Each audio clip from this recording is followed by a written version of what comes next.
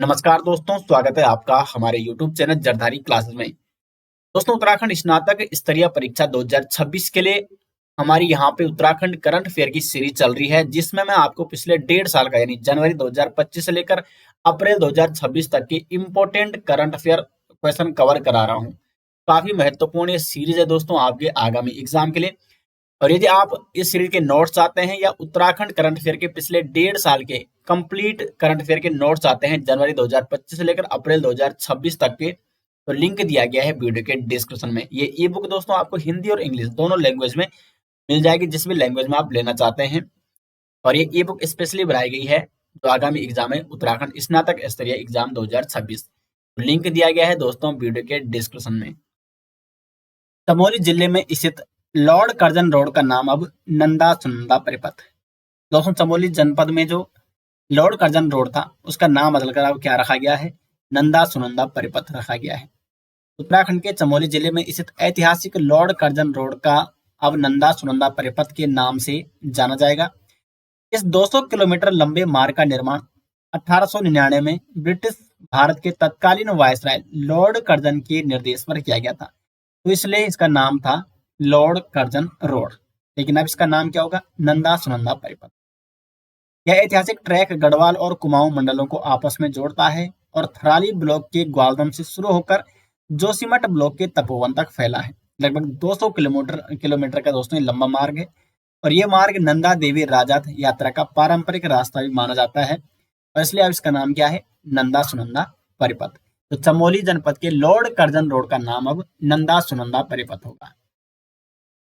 कोटद्वार में 2 दिवसीय bird festival का उद्घाटन। लैंसडाउन वन प्रभाग और जिला प्रशासन के सहयोग से उत्तराखंड के कोटद्वार पौड़ी गढ़वाल में 2 दिवसीय बर्ड फेस्टिवल का आयोजन किया गया। और इस महोत्सव का मुख्य उद्देश्य क्या है? क्षेत्र में पक्षी दर्शन और इको टूरिज्म को बढ़ावा देना तथा स्थानीय लोगों को जैव विविधता के संरक्षण के प्रति जागरूक करना, ये इसका दोस्तों मुख्य उद्देश्य है। ग्रीन हाइड्रोजन नीति 2026 इंपॉर्टेंट है दोस्तों एग्जाम की दृष्टि से।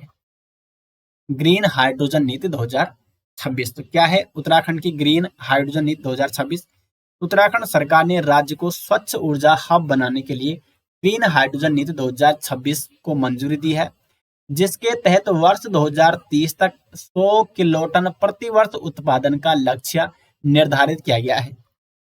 जो उत्तराखंड की ग्रीन हाइड्रोजन नीति 2026 दोस्तों, इसके तहत 2030 तक 100 किलोटन प्रति वर्ष उत्पादन का लक्ष्य रखा गया है। नीति के तहत हरित हाइड्रोजन संयंत्रों को उद्योग का दर्जा दिया गया है, जिससे उन्हें MSME यानी micro small and medium enterprise नीति 2023 और मेगा औद्योगिक नीति 2021 के तहत मिलने वाली सभी सुविधाएं और प्रोत्साहन प्राप्त होंगे। यदि कोई परियोजना 31 दिसंबर 2030 तक शुरू होती है तो उसे वाणिज्यिक संचालन शुरू होने की तारीख से अगले 10 वर्षों तक सरकारी प्रोत्साहन मिलेंगे। यानी 31 दिसंबर 2030 ये कट ऑफ डेट रखी गई है, कट ऑफ डेट रखी गई है। यानी यहाँ तक अगर कोई परियोजना शुरू होती है हाइड्रोजन संयंत्रों से संबंधित, तो वाणिज्यिक संचालन शुरू होने की तारीख से अगले 10 वर्षों तक सरकारी प्रोत्साहन उसको दिया जाएगा, ताकि क्षेत्र में बढ़ावा, उत्तराखंड में बढ़ावा दिया जा सके हाइड्रोजन संयंत्रों के उद्योगों को। और परियोजनाओं का आवंटन सरकारी कंपनियों को नामांकन के आधार पर और निजी कंपनियों को प्रतिस्पर्धा बोली के माध्यम से, यानी बिडिंग के माध्यम से, बिड लगाई जाएगी, उसके माध्यम से परियोजनाओं को आवंटन किया जाएगा। तो ये ग्रीन हाइड्रोजन नीति 2026 है दोस्तों उत्तराखंड की। केंद्र सरकार की SPOCS योजनाओं के तहत देश की 5वीं साइंस सिटी का निर्माण देहरादून में। दोस्तों, केंद्र सरकार की जो SPOCS योजना है, इसके तहत 5वीं साइंस सिटी का निर्माण किया जा रहा है। और वो 5वीं साइंस सिटी कौन है देश की? वो है देहरादून। उत्तराखंड की राजधानी देहरादून झाझरा में स्थित विज्ञान धाम कहाँ है? देहरादून के झाझरा में। तो यहाँ पे रीजनल साइंस सेंटर को साइंस सिटी के रूप में विकसित किया जा रहा है। यह भारत की 5वीं साइंस सिटी होगी, जिसका निर्माण संस्कृति मंत्रालय योजना के तहत, संस्कृत मंत्रालय की दोस्तों जो SPOCS योजना है, यानी scheme of promotion of culture of science योजना के तहत हो रहा है ये साइंस सिटी का निर्माण। इस परियोजना की अनुमानित लागत लगभग 173 करोड़ रुपए है, जिसमें केंद्र सरकार 88.20 करोड़ और राज्य सरकार 84.80 करोड़ रुपए का योगदान देगी। यानी केंद्र और राज्य की यह संयुक्त परियोजना है दोस्तों। योजना के लिए राष्ट्रीय विज्ञान संग्रहालय परिषद यानी NCSM को कार्यान्वयन एजेंसी बनाया गया है और साइंस सिटी में space theatre, digital panorama, robotics gallery, climate change और मिनिएचर उत्तराखंड जैसे आकर्षण होंगे। तो ये 5वीं साइंस सिटी होगी दोस्तों देहरादून। और अन्य जो 4 साइंस सिटी है वो है साइंस सिटी कलकत्ता जो कि पश्चिम बंगाल में है, पुष्पा गुजरात साइंस सिटी जो कि कपूरथला पंजाब में है, गुजरात साइंस सिटी अहमदाबाद गुजरात में है और साइंस सिटी गुवाहाटी ये असम में है। और जो 5वीं बन रही है ये बन रही है देहरादून उत्तराखंड में। देहरादून उत्तराखंड में। तो संस्कृत मंत्रालय की जो स्कीम है दोस्तों SPOCS यानी scheme for promotion of culture of science, इस योजना के तहत देश की 5वीं साइंस सिटी के रूप में विकसित किया जा रहा है देहरादून को। तो देहरादून में बनेगी 5वीं साइंस सिटी। भारत नेपाल संयुक्त सैन्य अभ्यास सूर्य किरण 2025। दोस्तों भारत नेपाल में एक संयुक्त सैन्य अभ्यास हर वर्ष जारी किया जाता है जिसका नाम होता है सूर्य किरण। तो इस वर्ष 2025 में जो सूर्य किरण सैन्य अभ्यास है, भारत नेपाल संयुक्त सैन्य अभ्यास, ये 19वां संस्करण था 2025 में। भारत नेपाल संयुक्त सैन्य अभ्यास सूर्य किरण 19वां। तो इसका आयोजन पिथौरागढ़ में किया गया। अभ्यास की अवधि 25 नवंबर से 8 दिसंबर 2025 तक रही।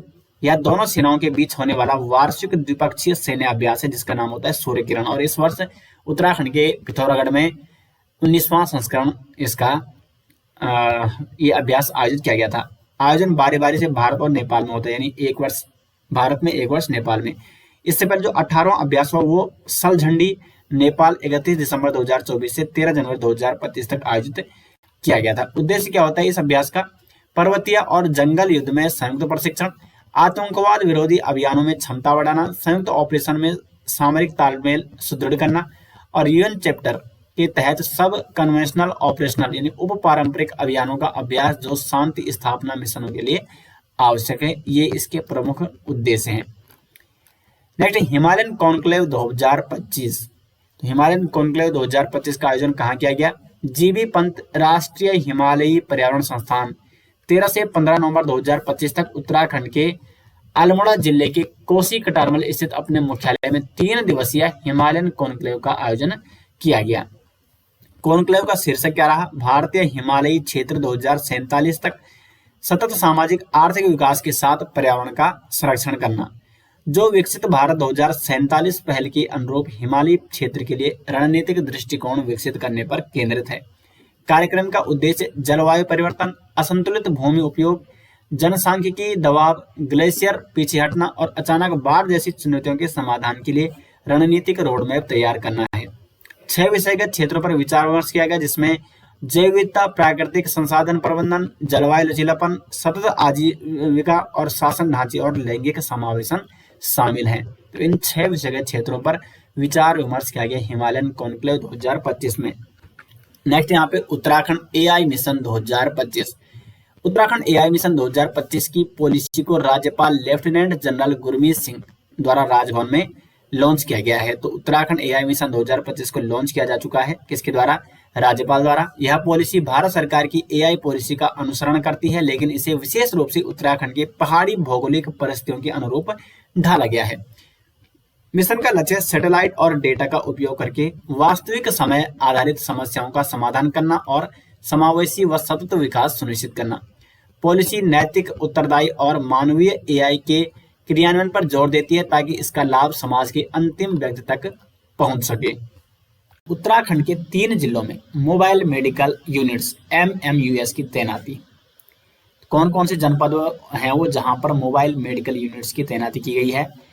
तो हरिद्वार में 2 यूनिट बनाई गई है MMUS की, उधम सिंह नगर में भी 2 और टिहरी गढ़वाल में 1 यूनिट मोबाइल मेडिकल यूनिट की तैनाती की गई है। ये पहल CSC common service centre academy के सहयोग से प्रारंभ की गई है। तो किसके सहयोग से प्रारंभ की गई है? CSC common service centre academy के सहयोग से। इसका उद्देश्य क्या है? दूर दराज और पिछड़े क्षेत्रों में रहने वाले नागरिकों को निःशुल्क प्राथमिक स्वास्थ्य सेवाएं प्रदान करना। इन यूनिट्स का संचालन स्थानीय स्तर पर किया जाएगा जिसमें सेवा का लाभ अधिकतम लोगों तक पहुंच सके और यह योजना स्वास्थ्य सेवा पहुंच बढ़ाने की दिशा में राज्य सरकार का एक सराहनीय प्रयास है। तो स्वास्थ्य सेवा पहुंच बढ़ाने की दिशा में कदम बढ़ाया है राज्य सरकार ने, जिसके तहत राज्य के 3 जिलों में मोबाइल मेडिकल यूनिट्स की तैनाती की गई है, जिसमें 2 यूनिट हरिद्वार में है, 2 यूनिट उधम सिंह नगर में और 1 यूनिट टिहरी गढ़वाल में स्थापित की गई। नेक्स्ट यहाँ पे नीति आयोग के द्वारा उत्तराखंड में आयोजित की गई राज्य सहायता मिशन एसएसएम की पहली क्षेत्रीय कार्यशाला। तो पहली क्षेत्रीय कार्यशाला राज्य सहायता मिशन की किसके द्वारा? नीति आयोग के द्वारा उत्तराखंड में आयोजित की गई है। राज्य सहायता मिशन एसएसएम की पहली क्षेत्रीय कार्यशाला देहरादून में आयोजित की गई है। यह कार्यशाला नीति आयोग और उत्तराखंड सशक्तिकरण एवं परिवर्तन संस्थान यानी सेतु के सहयोग से संपन्न की गई है। तो ये राज्य सहायता मिशन की जो पहली क्षेत्रीय कार्यशाला है ये उत्तराखंड में देहरादून में आयोजित की गई है। और किसके सहयोग से? तो नीति आयोग, उत्तराखंड सशक्तिकरण एवं परिवर्तन संस्थान यानी सेतु के सहयोग से। तो नीति आयोग और सेतु के माध्यम से यह संपन्न की गई है। यह कार्यशाला राज्य सहायता मिशन के अंतर्गत आयोजित श्रृंखला की पहली कार्यशाला थी, जिसका उद्देश्य राज्य परिवर्तन संस्थानों यानी एसआईटी के माध्यम से नीति आयोग तथा राज्यों केंद्र शासित प्रदेशों के बीच संरचित सहयोग को बढ़ावा देना। इस मिशन के अंतर्गत दोस्तों नीति आयोग राज्य संघ राज्य क्षेत्रों को क्षमता निर्माण तथा राज्य परिवर्तन संस्थानों की स्थापना में सहायता प्रदान करता है। तो महत्वपूर्ण प्रश्न बन सकता है एग्जाम में कि नीति आयोग द्वारा राज्य सहायता मिशन एसएसएम की पहली क्षेत्रीय कार्यशाला कहाँ आयोजित की गई? तो उत्तराखंड के देहरादून में।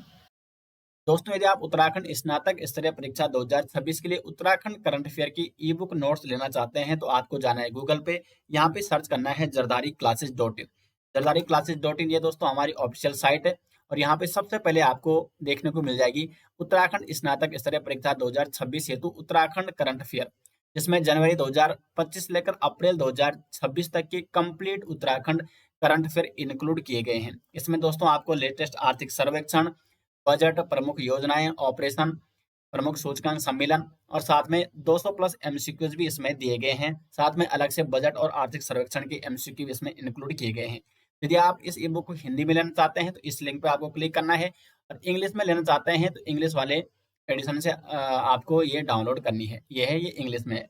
दोनों लैंग्वेज में, हिंदी अथवा इंग्लिश, जिस भी लैंग्वेज में आप लेना चाहते हैं तो इस ई बुक को आप डाउनलोड कर सकते हैं। तो आपको zardariclasses.in साइट में जाना है या वीडियो के डिस्क्रिप्शन में मैं आपको लिंक दे दूंगा, और जो भी अन्य फैक्ट है वो मैंने आपको यहाँ पे बता दिए। नेक्स्ट यहाँ पे जोलीग्रांट हवाई अड्डे पर हाउस ऑफ हिमालयाज स्टोर का उद्घाटन। तो जोलीग्रांट हवाई अड्डे पर हाउस ऑफ हिमालयाज स्टोर का उद्घाटन किसने किया है? केंद्रीय मंत्री शिवराज सिंह चौहान ने जोलीग्रांट हवाई अड्डे देहरादून में हाउस ऑफ हिमालयाज स्टोर का उद्घाटन किया। हाउस ऑफ हिमालय स्टोर के माध्यम से उत्तराखंड के स्थानीय उत्पादों को राष्ट्रीय और अंतर्राष्ट्रीय स्तर पर पहचान मिलेगी। तो मुख्य उद्देश्य क्या है? उत्तराखंड के जो स्थानीय उत्पाद हैं इनको राष्ट्रीय और अंतर्राष्ट्रीय स्तर पर पहुंचाना, ताकि इनको पहचान मिल सकेगी हाउस ऑफ हिमालय स्टोर के माध्यम से। भारत सरकार उत्तराखंड में उत्कृष्टता केंद्र सेंटर ऑफ एक्सीलेंस स्थापित करेगी, ताकि किसानों और उपभोक्ताओं को लाभ मिल सके। नेक्स्ट यहाँ पे उत्तराखंड का पहला विज्ञान कम्युनिटी रेडियो स्टेशन। तो राज्य का जो पहला विज्ञान कम्युनिटी रेडियो स्टेशन शुरू किया गया है, ये शुरू किया गया है यूकोस्ट परिसर में। यूकोस्ट परिसर में उत्तराखंड का पहला साइंस कम्युनिटी रेडियो स्टेशन शुरू किया गया है।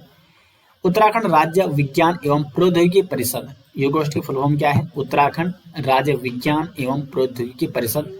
यहाँ पर बना है station broadcast engineering consultant India limited द्वारा निर्मित किया गया है। यहाँ से प्रतिदिन 2 घंटे विज्ञान जागरूकता कार्यक्रम प्रसारित होंगे, जिनका उद्देश्य छात्रों में वैज्ञानिक रुचि बढ़ाना और शोध की सामाजिक उपयोगिता को उजागर करना है। तो कहाँ पर राज्य का पहला विज्ञान कम्युनिटी रेडियो स्टेशन शुरू किया गया है? यूकोस्ट में। निर्माता है BECIL यानी broadcast engineering consultant India limited के द्वारा ही निर्मित किया गया है। प्रसारण प्रतिदिन 2 घंटे का विज्ञान कार्यक्रम इसमें प्रसारित किया जाएगा, और उद्देश्य है छात्रों में वैज्ञानिक रुचि व शोध की सामाजिक उपयोगिता को बढ़ाना। नेक्स्ट यहाँ पे उत्तराखंड का पहला गजा घंटाकर्ण महोत्सव 2025 आयोजित। तो पहला गजा घंटाकर्ण महोत्सव 2025 आयोजित किया गया है उत्तराखंड का। जानते हैं इसकी डिटेल्स इसके बारे में। तो मुख्यमंत्री द्वारा टिहरी में गजा घंटाकर्ण महोत्सव 2025 और अहिल्या स्मृति मैराथन का उद्घाटन किया गया। तो गजा घंटाकर्ण महोत्सव 2025 और अहिल्या स्मृति मैराथन का उद्घाटन किसने किया? मुख्यमंत्री पुष्कर सिंह धामी ने। यह महोत्सव टिहरी जिले के गज घंटाकर्ण मंदिर परिसर में आयोजित हुआ, जो एक प्रमुख पौराणिक स्थल है। तो गज घंटाकर्ण मंदिर कहाँ है? टिहरी जनपद में स्थित है। मंदिर बद्रीनाथ यात्रा की दूसरी परिक्रमा स्थली के रूप में प्रसिद्ध है। यहाँ से हरिद्वार से लेकर हिमालय तक के सुंदर दृश्य दिखते हैं, जिससे यह स्थल आध्यात्मिक और इको पर्यटन के लिए आदर्श है। महत्वपूर्ण बिंदु जान लेते हैं। तो आयोजन गज घंटाकर्ण मंदिर परिसर में टिहरी गढ़वाल में इसका आयोजन किया गया। उद्देश्य क्या है? सांस्कृतिक विरासत और विकास का समावेश। ऐतिहासिक मान्यता देखें तो बद्रीनाथ यात्रा के बाद दूसरी परिक्रमा स्थली इसको माना जाता है। यानी बद्रीनाथ यात्रा के बाद जो दूसरी महत्वपूर्ण परिक्रमा स्थली माना जाता है इसको, गज घंटाकर्ण मंदिर की यात्रा को। पर्यटन उत्कृष्ट आध्यात्मिक और इको पर्यटन स्थल है और उद्घाटन किया मुख्यमंत्री द्वारा अहिल्या स्मृति मैराथन के साथ ही गज घंटाकर्ण महोत्सव 2025 का उद्घाटन भी किया गया। नेक्स्ट यहाँ पे पिथौरागढ़ में पंचसूल पल्स 88.4 FM रेडियो स्टेशन शुरू। तो भारतीय सेना ने पिथौरागढ़ में अपना पहला सामुदायिक FM radio station Panchsul pulse 88.4 FM launch किया है। तो पंचसूल प्लस 884 FM जो ये रेडियो स्टेशन ये किसने लॉन्च किया है? भारतीय सेना ने पिथौरागढ़ में। इस स्टेशन का उद्घाटन सेना की सेंट्रल कमांड के GOC अनिंद सेन गुप्ता ने किया है। पंचसूल पल्स नाम स्थानीय पंचसूल ब्रिगेड से जुड़ा हुआ है। यह पहल ऑपरेशन सद्भावना का हिस्सा है। तो ये जो रेडियो स्टेशन शुरू किया गया है तो ये किसका हिस्सा है? ऑपरेशन सद्भावना का हिस्सा है, जिसका उद्देश्य सीमांत क्षेत्र में सेना और आम जनता के बीच बेहतर संबंध बनाना है। नाम है इस रेडियो स्टेशन का पंचसूल पल्स 88.4 FM और ये उत्तराखंड के पिथौरागढ़ में स्थापित किया गया। उद्घाटन GOC अनिंद सेन गुप्ता ने और स्थानीय पंचसूल ब्रिगेड से ये जुड़ा हुआ है। पहल ऑपरेशन सद्भावना के अंतर्गत की गई है और उद्देश्य सेना और नागरिकों के बीच समन्वय बढ़ाना। गणतंत्र दिवस 2025 उत्तराखंड की झांकी को तीसरा स्थान। तो गणतंत्र दिवस 2025 में जो उत्तराखंड की झांकी प्रदर्शित की गई थी उसको तीसरा स्थान प्राप्त हुआ है। जानते हैं इसके बारे में डिटेल्स। तो गणतंत्र दिवस पर उत्तराखंड की झांकी प्रदर्शित की गई थी सांस्कृतिक विरासत एवं साहसिक खेल की थीम पर। तो कौन सी झांकी प्रदर्शित की गई थी उत्तराखंड के द्वारा? सांस्कृतिक विरासत एवं साहसिक खेल, और इसको पीपुल्स चॉइस की अवार्ड श्रेणी में तीसरा स्थान प्राप्त हुआ। 2025 के गणतंत्र दिवस परेड में प्रस्तुत पीपुल्स चॉइस अवार्ड के तहत उत्तराखंड की झांकी को तीसरा स्थान प्राप्त हुआ और गुजरात ने स्वर्णिम भारत विरासत और विकास थीम पर बनी झांकी के साथ पहला स्थान प्राप्त किया, जबकि उत्तर प्रदेश को महाकुंभ 2025 स्वर्णिम भारत विरासत और विकास थीम पर बनी झांकी को दूसरा स्थान प्राप्त हुआ। तो पहला स्थान प्राप्त किया है पीपुल्स चॉइस अवार्ड श्रेणी में गुजरात ने, दूसरा उत्तर प्रदेश ने और तीसरा अपने उत्तराखंड ने। तो यहाँ पे आप देख सकते हैं पहला स्थान गुजरात ने, दूसरा उत्तराखंड ने और दूसरा उत्तर प्रदेश और तीसरा उत्तराखंड ने। जबकि अगर हम आधिकारिक श्रेणी की विजेता की बात करें, ये जो मैंने बात की ये की थी पीपुल्स चॉइस अवार्ड श्रेणी विजेता यानी लोकप्रिय पसंद श्रेणी में प्रथम स्थान पे गुजरात की झांकी, दूसरे पे उत्तर प्रदेश की झांकी और तीसरे पे उत्तराखंड की झांकी। जबकि आधिकारिक श्रेणी की विजेता रही तो प्रथम स्थान हासिल किया है आधिकारिक रूप से उत्तर प्रदेश ने, दूसरा त्रिपुरा ने और तीसरा आंध्र प्रदेश की झांकी ने। उत्तराखंड को इससे पहले 2021 में झांकी के लिए तृतीय स्थान प्राप्त हो चुका है आधिकारिक रूप से, जो कि केदारखंड झांकी थी, और 2023 में मानसखंड झांकी के लिए प्रथम स्थान प्राप्त हुआ आधिकारिक रूप से उत्तराखंड की झांकी को। तो डिटेल्स मैंने यहाँ पे इसके बारे में बता दिया है आपको। नेक्स्ट यहाँ पे उत्तराखंड में सख्त भू कानून को कैबिनेट की मंजूरी। तो कैबिनेट की मंजूरी मिल चुकी है दोस्तों। 19 फरवरी 2025 को सख्त भू कानून को कैबिनेट की मंजूरी मिल चुकी है उत्तराखंड में। विस्तृत विवरण जान लेते हैं इसका। तो उत्तराखंड सरकार ने 19 फरवरी 2025 को सख्त भू कानून के प्रस्ताव को मंजूरी दी है, जिससे बाहरी राज्यों के लोग अब उत्तराखंड के हरिद्वार और उधम सिंह नगर को छोड़कर अन्य 11 जिलों में कृषि और बागवानी के लिए जमीन नहीं खरीद सकेंगे। इस कानून का उद्देश्य राज्य की भूमि को बाहरी खरीदारों से सुरक्षित रखना और स्थानीय लोगों के हितों की रक्षा करना है। तो प्रश्न क्या बन सकता है यहाँ से? उत्तराखंड कैबिनेट ने सख्त भू कानून को कब मंजूरी दी है? 19 फरवरी 2025 को। काफी टाइम से उत्तराखंड में इसकी मांग उठ रही थी, जिसके तहत उत्तराखंड के कैबिनेट ने इसको मंजूरी दी है। नेक्स्ट यहाँ पे मिस उत्तराखंड 2025 बनी मेघना ठाकुर। तो मिस उत्तराखंड 2025 कौन बनी? मेघना ठाकुर बनी। मिस उत्तराखंड 2025 का खिताब देहरादून की मेघना ठाकुर ने जीता है। तो विजेता रही है देहरादून की मेघना ठाकुर, जबकि प्रथम रनर अप रही है कोमल शर्मा अल्मोड़ा की। और द्वितीय रनर अप रही है चंपावत की Mansi Bisht. Model of the year चुना गया मानवी बिश्नोई को और आयोजन करता है हिमालयन बज। तो मिस उत्तराखंड 2025 का आयोजन किसने किया? हिमालयन बज ने।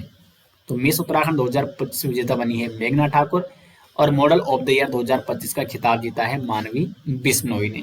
ये संभावित प्रश्न बन सकते हैं एग्जाम में। दोस्तों यहाँ पे मैं डिटेल्स के साथ आपको बताने का प्रयास करता हूँ ताकि एग्जाम में जो भी प्रश्न बन सके, कहीं से भी प्रश्न पूछा जाए तो आपका प्रश्न आप उसको सही कर सको। और इसके नोट्स आपको मिल जाएंगे वीडियो के डिस्क्रिप्शन में। नेक्स्ट यहाँ पे great backyard bird count 2025 Uttarakhand ने प्राप्त किया दूसरा स्थान। ग्रेट बैकयार्ड बर्ड काउंट 2025 में उत्तराखंड को कौन सा स्थान प्राप्त हुआ है? तो दूसरा स्थान। हाल ही में संपन्न great backyard bird count GBBC 2025 में उत्तराखंड ने 446 पक्षी प्रजातियों की गणना कर भारत में दूसरा स्थान प्राप्त किया है। जबकि प्रथम स्थान प्राप्त किसने किया है? पश्चिम बंगाल ने इसमें प्रथम स्थान प्राप्त किया है 543 पक्षी प्रजातियों की गणना के साथ। और दूसरा स्थान उत्तराखंड को प्राप्त हुआ, जबकि तीसरा स्थान असम को प्राप्त हुआ है 414 प्रजातियों के साथ। भारत ने 2013 से GBBC में भाग लेना शुरू किया है और तब से यह पक्षी संरक्षण और जागरूकता के लिए एक महत्वपूर्ण आयोजन बन चुका है। तो GBBC 2025 में टॉप 5 राज्यों की बात करें, यानी पक्षी प्रजातियों की संख्या के आधार पर, क्योंकि इसमें बर्ड की काउंटिंग की जाती है, इसलिए इसका नाम है ग्रेट बैकयार्ड बर्ड काउंट 2025। तो इसमें 2025 में सबसे ज्यादा पक्षी प्रजातियों की संख्या पाई गई पश्चिम बंगाल में 543 पक्षी प्रजातियां यहाँ पे पाई जाती है। उत्तराखंड में 446 प्रजातियां, असम में 414, महाराष्ट्र में भी 414 और कर्नाटक में 380। तो टॉप 5 मैंने आपको यहाँ पे बता दी है। नेक्स्ट यहाँ पे पर्वतमाला परियोजना के तहत उत्तराखंड में 2 रोपवे परियोजनाओं को मंजूरी दी गई है। किस परियोजना के तहत? पर्वतमाला परियोजना के तहत। तो केंद्र सरकार ने सोनप्रयाग, हेमकुंड, केदारनाथ और गोविंद घाट साहिब रोपवे परियोजनाओं को स्वीकृति दी है। और इन परियोजनाओं को किस परियोजना के तहत मंजूरी मिली है? तो पर्वतमाला परियोजना के तहत। ये इंपॉर्टेंट है दोस्तों। इस प्रकार के प्रश्न में इस प्रकार के टॉपिक से इस प्रकार का प्रश्न बनता है कि जैसे एग्जाम में पूछा जा सकता है कि सोनप्रयाग, केदारनाथ और गोविंद घाट, हेमकुंड साहिब जो रोपवे मंजूर किए गए हैं केंद्र सरकार के द्वारा, तो वो किस परियोजना के तहत तो उनको मंजूरी मिली है? तो पर्वतमाला परियोजना के तहत। तो कौन कौन से रोपवे मंजूर किए गए हैं? सोनप्रयाग, केदारनाथ जो कि 12.9 किलोमीटर इसकी लंबाई है, और गोविंद घाट, हेमकुंड साहिब जिसकी लंबाई है 12.4 किलोमीटर। उद्देश्य क्या है? तीर्थ यात्रा को सुगम बनाना और पर्यटन को बढ़ावा देना। नेक्स्ट यहाँ पे 6ठे राज्य वित्त आयोग का गठन किया जा चुका है उत्तराखंड में। उत्तराखंड के 6ठे राज्य वित्त आयोग का गठन हो चुका है और इस 6ठे राज्य वित्त आयोग के जो अध्यक्ष चुने गए हैं वो है N रविशंकर, इसके अध्यक्ष नियुक्त किए गए हैं। जबकि जो सदस्य हैं वो है PS जंगपांगी और डॉक्टर MC जोशी। सचिव है डॉक्टर अहमद इकबाल और इसका कार्यकाल होगा 1 वर्ष का।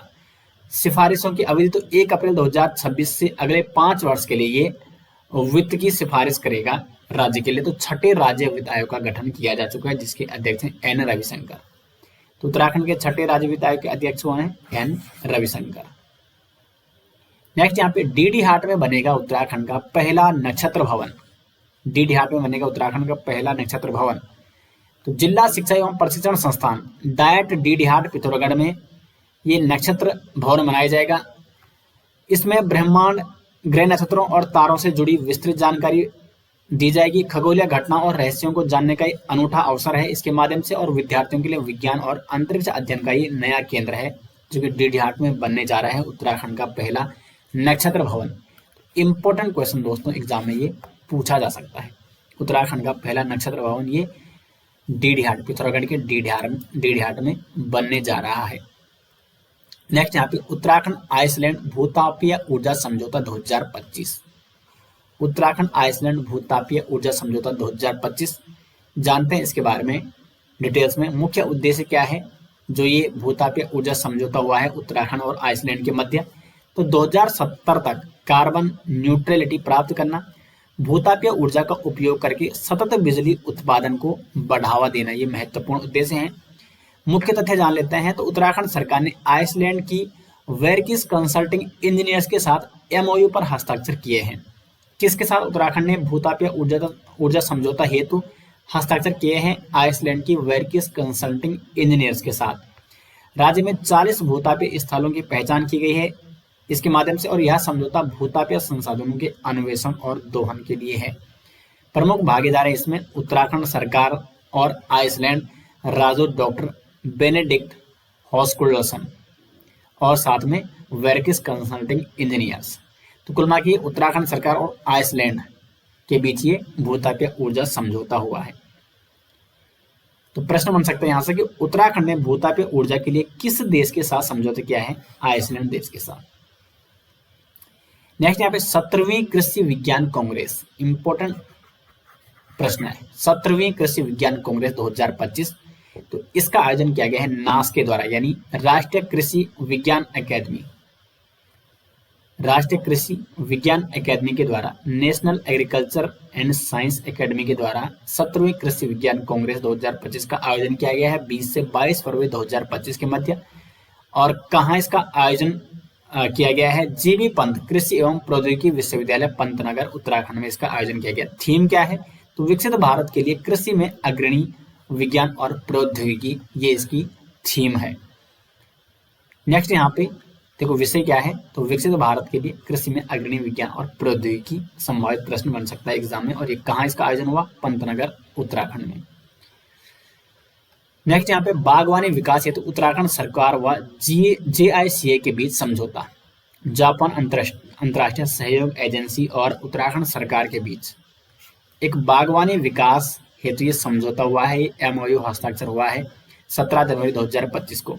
तो साझेदार संस्थाएं हैं उत्तराखंड सरकार का बागवानी एवं खाद्य प्रसंस्करण विभाग और जापान अंतर्राष्ट्रीय सहयोग एजेंसी JICA के मध्य ये MOU पर हस्ताक्षर हुआ है। परियोजना का नाम है उत्तराखंड एकीकृत बागवानी विकास संवर्धन परियोजना।